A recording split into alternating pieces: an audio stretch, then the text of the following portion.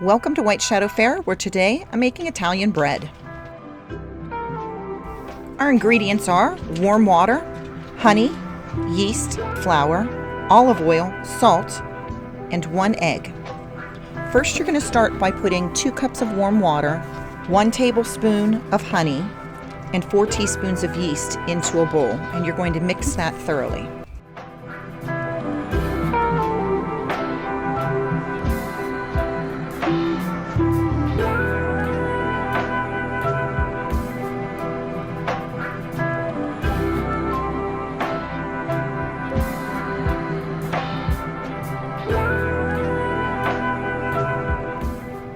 Now you're mixing this just to kind of get the yeast and the water combined together so that the yeast can become active and come back to life. If your yeast doesn't start to bubble after 5 to 10 minutes, then it isn't any good and your bread will not work out.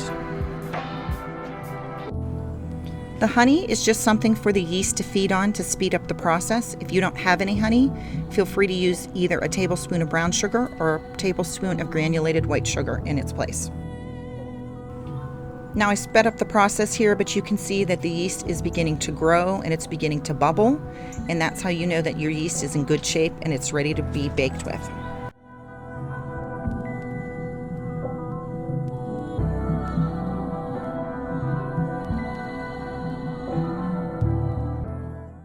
Now it's time to get the dough started.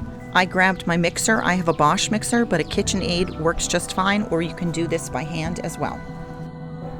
Go ahead and add 2 tablespoons of olive oil and a tablespoon of salt to the bottom of that mixer. And then you're going to go ahead and pour in that bubbly yeast mixture. Make sure that you get it all out of the bowl. Give it just a little bit of a mix. And at this point, you're going to grab your all-purpose flour and you're going to add somewhere between 5 and 6 cups. Now, when you're baking with yeast breads, since we don't do weight measurements, you're going to do this by the feel of the dough. So I always start with adding 3 cups of flour and get it mixed, and then slowly add the rest of the flour from there, because you never know if you're going to need 5 or 6 cups, just depending on how heavy-handed you are of putting the flour into the bowl. So here you can see after my 4th full cup, I start adding just a little bit at a time, and stop your mixer and scrape down the sides. You want to make sure that your dough is coming away from the sides of the bowl, and you also want to make sure that it is not so sticky that when you touch it, it sticks all over your fingers. So it needs to be kind of in between, and we'll see it come together here in a moment.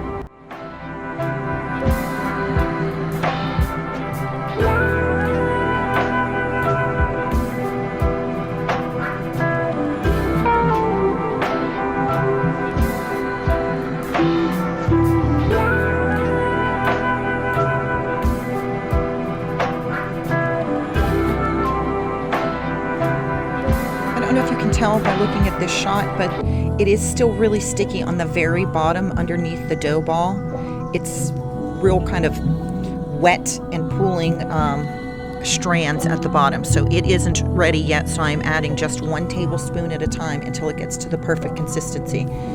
It is a lot harder to add water at the end than it is to add just little bits of flour. So take your time and don't get overzealous and add too much flour at this point. In total, you should be kneading somewhere between 8 and 10 minutes. I always set 10 minutes on my timer and just knead my dough for 10 full minutes. All right, once it's done kneading, you're going to put just a little bit of olive oil in the bowl, maybe a teaspoon, and you're going to coat the dough with that, and then make it into a nice taut dough ball. Stick it in there, flip it around a little bit so that it gets completely coated with the oil so nothing sticks. Put the lid on it, and you are going to let it rest for about 45 minutes to an hour. Now that that time is up, you've noticed that it has gotten puffier. In warmer weather, this is going to happen faster than in cooler weather. So you're going to turn the dough out onto a clean surface, and this does make 2 nice sized loaves of bread. I have made kind of a rustic 1 giant loaf of bread when I've been having family over. So if you don't want to put it in bread pans, you don't have to.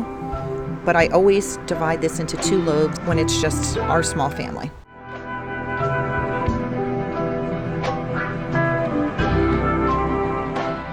By handling the bread and dividing it, the bread is getting degassed. I'm sure you've seen things where people punch down the bread. You do not need to do that because you're going to be shaping it, so the gases are going to be leaving the dough as you are shaping it here. So I'm getting it ready to go into a 9x5 bread pan. You could certainly use a smaller bread pan. Your loaf would just be a little bit taller, or you could just make it rustic and not have an exact shape. It will come out just fine that way as well.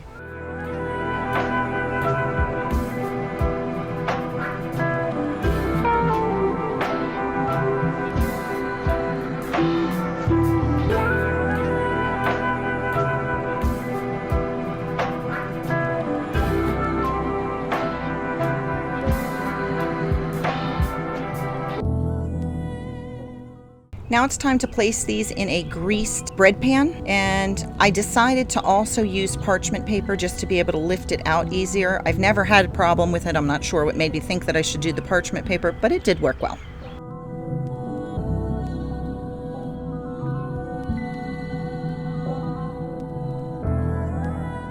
Once the dough is in the bread pans, you are going to take a tea towel and cover it and let it sit there for 30 minutes to an hour, depending on the temperature in your room. What you're really looking for is for it to be 1 inch above the pans. Once that happens, you're going to beat an egg in a bowl, brush that on the top of each loaf, and if you would like to put sesame seeds on top of it, that's great. If not, then you can have plain Italian bread, which is the way I actually prefer it. I put the sesame seeds on for my husband. The key to getting a crusty loaf is to add some steam, so you're either going to want to throw an ice cube or two in the bottom of your oven, or use a pan and fill it up with water so that steam is in your oven while your bread is baking. This Italian bread always comes out perfectly for me. I hope you'll give it a try. Thank you for joining me at White Shadow Fare.